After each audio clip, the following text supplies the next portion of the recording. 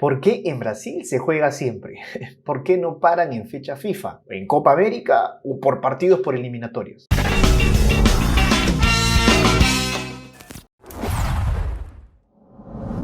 Oi, tudo bem? ¿Você fala portugués? No, yo tampoco. Seguro ya saben de qué va este video, pero antes quiero hacer un paréntesis. Yo ya tenía mis entradas en la mano, iba a ir con mi viejo a la noche de crema, tenía mis equipos listos, pero con todas las medidas que se viene dando en nuestro país, cancelaron todo evento. También tenía un enviado especial para la noche blanca y azul, para que nos traigan todos los pormenores, pero se canceló todo. Para cerrar ya y meternos de lleno al video, quiero decirte que todos tenemos que cuidarnos, tienes que vacunarte, porque todos queremos volver a las tribunas a alentar a nuestros equipos. Ahora sí, vamos de lleno al video. ¿Tú te has preguntado por qué el fútbol en Brasil nunca para? ¿Por qué existen tantos torneos? Torneos Carioca, Torneo Gaucho, Torneo Copa de Brasil, la Serie A. ¿Te has preguntado por qué? Para eso he logrado convencer a un personaje que ya conocen y lo vamos a ver más seguido por aquí, hablando de fútbol. Mi compadre el Barbitas debe estar por ahí en alguna calle de Río de Janeiro, tal vez bailando una zambita o con una caipirinha en la mano. Vamos a llamarlo para no agarrarlo desprevenido. Barbón, ¿ya estás? ¿Barbón? Sí, Chato, te escucho, adelante, te escucho. Listo, Barbón. Sin más preámbulos, vamos y explícanos cómo funciona el fútbol brasileño. Sí, adelante, sí. Gracias por el pase. Vamos a empezar explicando sobre el fútbol brasileño. ¿Por qué en Brasil se juega siempre? ¿Por qué no paran en fecha FIFA, en Copa América o por partidos por eliminatorias? Bien, como punto de partida, el fútbol brasileño se rige por el calendario anual, es decir, arrancan en febrero y terminan en diciembre.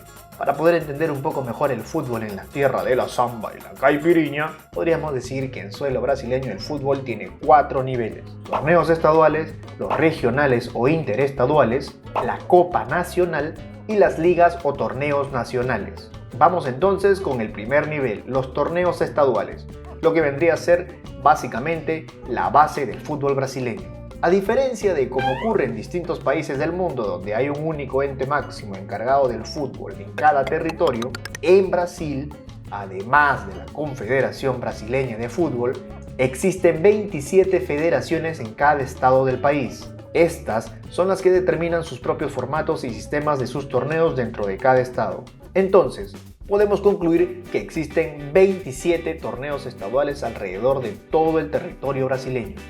Algunos de estos torneos tienen incluso más de 100 años de antigüedad y tienen mucho, pero mucho arraigo a nivel nacional. Se dice que se crearon debido a las grandes distancias que existen entre las regiones.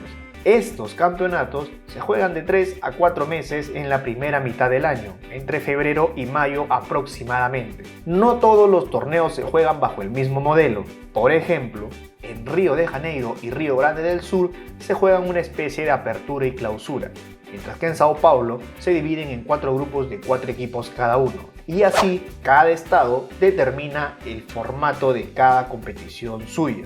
Los torneos estaduales más destacados y populares son aquellos de los 4 estados en donde participan los considerados 12 grandes de Brasil. El Campeonato Mineiro de Minas Gerais, donde juegan Cruzeiro y Atlético Mineiro.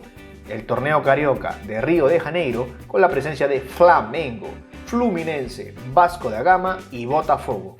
El Gauchão de Río de Grande del Sur, donde juegan Inter de Porto Alegre y Gremio. Y finalmente el Paulistão, en el estado de Sao Paulo, donde destacan las presencias de Sao Paulo, Corinthians, Palmeiras y Santos. Los campeones de estos torneos, y en muchos casos inclusive los subcampeones, terceros lugares y hasta cuartos lugares dependiendo del estado, logran asegurar su presencia en lo que sería la Copa de Brasil del siguiente año. Ahora bien, como segundo nivel tenemos los torneos interestaduales o regionales, pues son aquellos en donde participan equipos de varios estados, pero que se encuentran en una misma región. A la fecha de hoy, solo quedan 2 torneos vigentes: la Copa Verde, que reúne a los equipos de la región norte, centro-oeste y el estado de Espíritu Santo, y a la Copa Nordeste, donde juegan equipos de la región nordeste de Brasil. La región sur y sudeste a lo largo de los años buscaron crear copas similares, pero debido a cronogramas y distancias, las diversas copas que fueron creadas no prosperaron en el tiempo. La Copa Verde y la Copa Nordeste tuvieron algunas ediciones en donde concedían a sus respectivos campeones el acceso directo a la Copa Sudamericana. Sin embargo, a la fecha de hoy, eso se quitó y ahora los campeones de dichos torneos podrán acceder de forma directa a la tercera fase de la Copa de Brasil del siguiente año. Ahí te corto, Barbón, ahí te corto. Ahora que lo acabas de mencionar, quiero que me expliques cómo funciona la Copa de Brasil, en qué se diferencia a los torneos estaduales. Sí, claro. Ok, bueno, la Copa de Brasil, cuya primera edición se jugó allá por el año 1989 y el campeón fue Grêmio. Grêmio Porto Alegrense é o campeão da primeira Copa do Brasil. Sin embargo, el equipo más ganador es Cruzeiro de Belo Horizonte con 6 títulos y el actual campeón es el Atlético Mineiro, quien posee 2 títulos. En la actualidad es el segundo campeonato nacional más importante de Brasil y el más grande en cuanto a cantidad de equipos participantes. Como dato adicional, entre los años 2000 y 2013 a los equipos que participaban en la Copa Libertadores no se les permitía jugar en esta copa. La Copa de Brasil se juega durante todo el año y usualmente arranca en marzo. Sin embargo, este año 2022, al tener el Mundial de Qatar en noviembre, la Copa de Brasil arrancará en febrero y se tiene programado que termine en el mes de octubre. Son 80 equipos que disputan la primera fase en partido único. Los equipos con mejor ranking en la Confederación Brasileña son visitantes y estos tienen ventaja de clasificar en caso de que el partido quedase en empate. Ya en la segunda fase, entre los 40 equipos vencedores de la etapa anterior, juegan un partido único nuevamente, pero la diferencia es que en caso de empate, la llave se decide por tiros desde el punto penal. En la fase 3, se arma un sorteo para llaves de 16avos de final entre los 20 clasificados de la ronda anterior y, ahora sí, sumándose 12 equipos más, que son los siguientes: el campeón de la Copa Verde, el campeón de la Copa Nordeste, el campeón del Brasileirão Serie B, los equipos que consiguieron clasificar a la Copa Libertadores y, si fuese necesario, algunos equipos más provenientes del Brasileirão A para completar los 12 cupos. Con las llaves ya definidas desde aquí, se juegan a partidos eliminatorios de ida y vuelta, ya sin el valor agregado del gol de visitante. Al campeón de este torneo se le otorga una plaza en la fase de grupos de la Copa Libertadores del siguiente año, además de clasificarse para jugar la Supercopa de Brasil, donde se enfrenta al campeón del Brasileirão. Pero ojo, ¿qué pasa si el campeón de ambos torneos es el mismo? ¿Se adjudica automáticamente como el campeón de la Supercopa? Pues no. Así como acaba de ocurrir en el año 2021, donde Atlético Mineiro se hizo con los 2 títulos, pues en ese caso se enfrentan el campeón de la Copa de Brasil versus el segundo del Brasileirão. Es decir, en la edición 2022 se enfrentarán en un partido único el Atlético Mineiro de Hulk versus el Flamengo de Gabigol para decidir quién es el supercampeón de Brasil. Ya voy entendiendo poco a poco, Barbón. O sea, el campeón de la Copa de Brasil juega con el campeón del Brasileirão para ver quién es el campeón de la Supercopa de Brasil. No me parece que este chico sea muy listo. Pero ahora quiero que me expliques cómo funciona el máximo torneo de Brasil, el Brasileirão. Sí, claro, cómo no. Te explico ahora mismo. En la cúspide del fútbol brasileño tenemos a las ligas nacionales. El máximo torneo en el país del archipiélago es el comúnmente llamado Brasileirão. Sin embargo, si nos pusiéramos técnicos, tendríamos que decirle oficialmente Brasileirão Serie A, pues la segunda división, tercera y cuarta se denominan Brasileirão Serie B, Brasileirão Serie C y Brasileirão Serie D respectivamente. Ahora, vamos a centrarnos únicamente en el máximo torneo, sí, el Brasileirão Serie A. Entender este torneo es muy sencillo. Piensa, pechato, piensa. Estudia, sonso. Lo juegan 20 equipos, donde juegan todos contra todos en 2 rondas, tanto de local como de visita. Y el campeón es el que haga más puntos en la tabla general. Tan simple como eso. Nada de tantos experimentos como se intentan hacer aquí en nuestro hermoso fútbol peruano. En fin, en Brasil, considerando esta tabla del Brasileirão, los 6 primeros clasifican a la Copa Libertadores, los 6 siguientes a la Copa Sudamericana y los 4 últimos descienden a la Serie B. Ahora bien, Debido a que el último año el Atlético Mineiro ganó el Brasileirão y la Copa de Brasil, así como Palmeiras fue el campeón de la Copa Libertadores y Atlético Paranaense el campeón de la Sudamericana, en el año 2022 la cantidad de clubes brasileños que veremos jugando torneos continentales será realmente alucinante. Para ponerlo en cifras, de los 16 clubes que no perdieron la categoría, 15 han obtenido un cupo para jugar una Copa Internacional. Una completa locura el presente que atraviesan los equipos del fútbol brasileño. Además, vale mencionar que solo dejando de lado los 4 que descienden, los 16 equipos restantes reciben un premio económico dependiendo la posición en la que culminan el torneo. Y ya que hablamos de dinero, analizando este punto clave, podemos entender un poco el porqué la distancia abismal que hay hoy entre los clubes brasileños y los demás en Sudamérica. Vamos a ver rápidamente algunas cifras.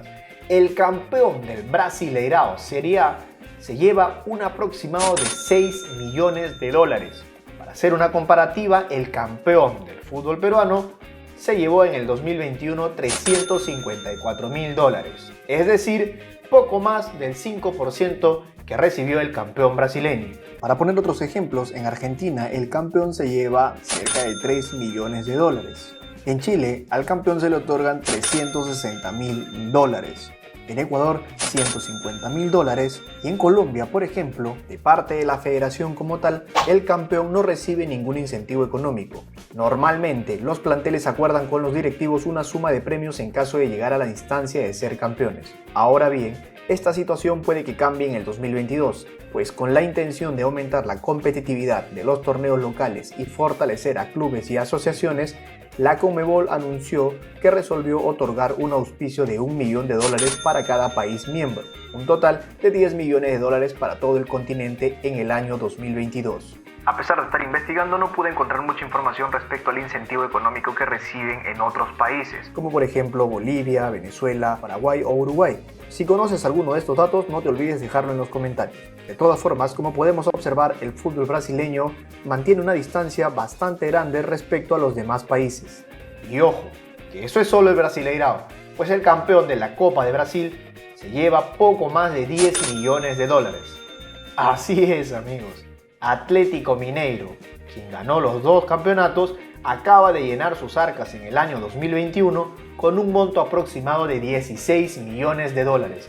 Y ni siquiera hemos hablado de los patrocinadores y los pagos por derechos de televisión. Claramente, el fútbol brasileño marca distancia con el resto de países por su organización, cantidad de partidos jugados y por las astronómicas cifras que se reparten en premios, sponsoría y televisión. Hasta aquí llegamos. Muchas gracias por llegar hasta aquí. Si te gustó el video, deja tu like, déjame en los comentarios sobre qué otros temas te gustaría que se trate. Muchas gracias. Adelante, estudios. Muito obrigado, Barbón, por la información. Creo que hoy aprendimos todos cómo funciona el fútbol en Brasil. Recuerda que tienes que suscribirte al canal, activar la campanita y también que la rivalidad solo quede en la cancha, compadre. Acá abajo, en los comentarios, puedes dejar de qué tema te gustaría que hablemos. Además, le voy a dejar en la descripción de este video el link del canal del Barbón, porque a pedidos de muchos, el Barbón va a abrir su canal aparte, no sé absolutamente de qué trata. Más adelante, seguro, vamos a saber de qué es. Oh, chato, ¿y el Barbón sigue contigo? Esperemos que sí. Pero vamos a llamarlo. Barbón, ¿estás? Barbón. Barbón. Creo que hemos perdido contacto con él. Espero que siga con nosotros. Tú en los comentarios déjame saber si quieres que el Barbón se vaya o se quede. Hola, pues no sé. Lo que sí sé es que tengo que cerrar este video y tengo que decirte que te suscribas al canal, active la campanita y nos vemos en el siguiente video. ¡Chao!